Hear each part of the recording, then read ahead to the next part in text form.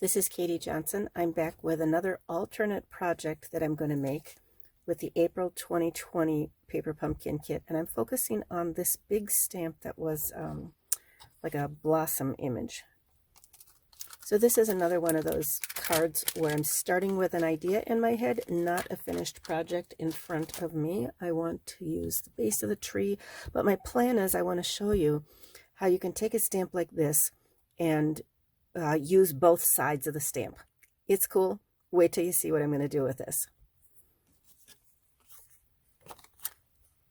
My plan is to stamp the tree trunk and then to stamp the top part, which is apparently not big enough for this piece of paper, so we'll get another piece of paper. But I'm going to stamp the detail of the leaves, and then I'm going to flip it over, and I'm just going to put a lighter outline of the leaves. Let me show you what I mean.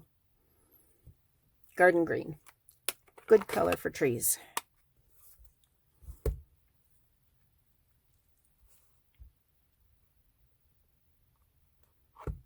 All right, so there are the leaves. They're going to be nice and dark, and I'm centering them in my stamping space.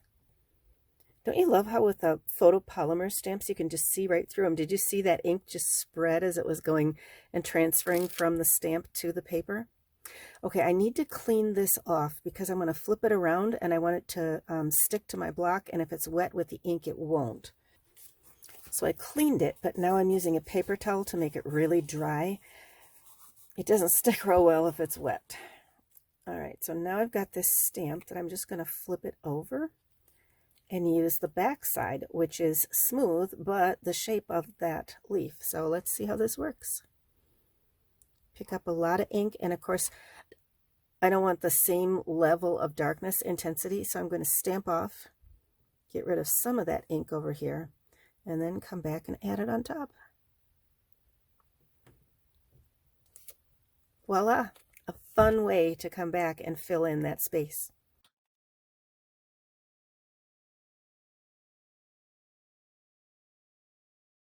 Then I think just a little bit of twine and a sentiment down there. So I've decided to use this one, Family, where life begins and love never ends, because I'm going to also take some of these cute little bird punch outs that were part of the kit, and I'm going to use them on here. And I think I'm going to come back and use green on the bottom just for balance of color.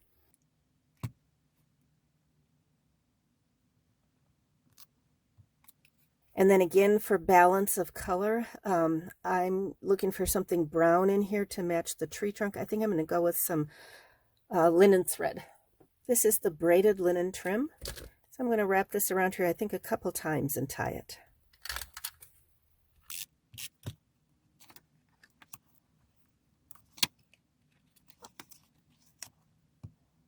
What I often do is I'll make it cross on the front and just attach the ends back here.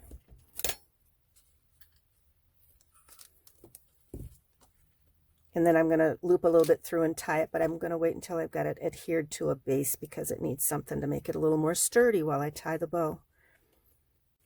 So I've cut a piece of soft suede paper which matches the ink color that I used, and we'll just put those parts together.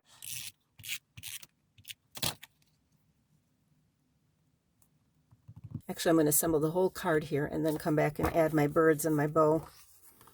So this is just a fun way to take the parts that come in the in that paper pumpkin kit. And actually, I didn't use any of the parts. I'm simply using the stamps that came in the kit to create an additional card. Yeah, that was a project that never got finished.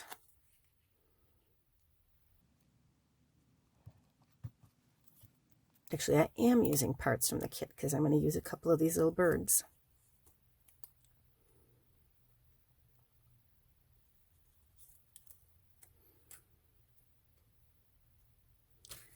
Okay, I'm going to get a piece of this just long enough to slip underneath and tie either a ribbon or a bow or a knot.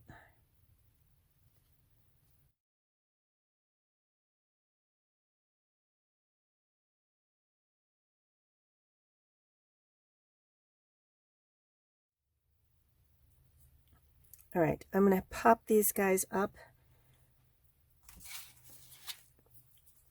And when you get these paper pumpkin kits, they come with so many supplies. You will have tons of extra on the on these little dimensionals, so you'll have more than enough to make extra projects with them.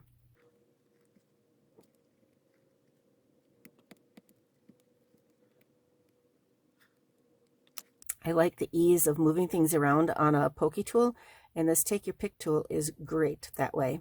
I also am glad I decided to use the dimensionals on this, because I didn't realize how close the birds were in color to the ink color that I used, and I was a little afraid at first that they might just kind of blend in and not even be seen, but that looks pretty good.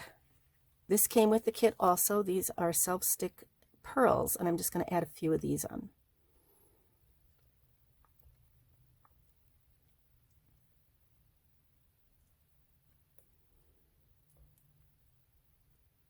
Oh, I like that. That dresses it up even more.